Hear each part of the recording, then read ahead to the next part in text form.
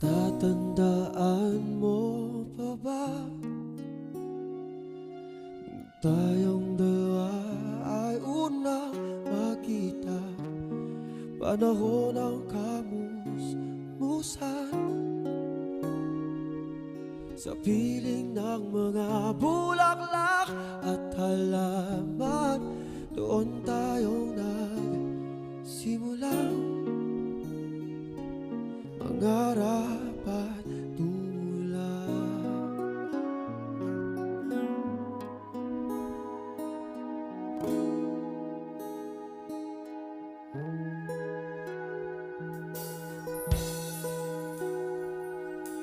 Natatandaan mo pa ba inugit kong puso sa punong mangga at ang inalay